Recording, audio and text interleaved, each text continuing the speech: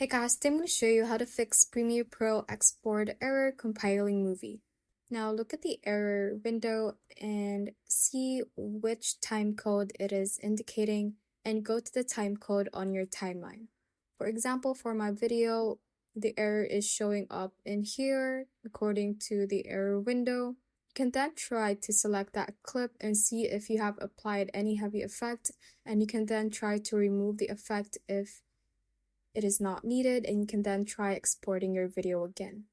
If that does not work, the next thing is to close your Premiere Pro, save your project, and reopen Premiere Pro.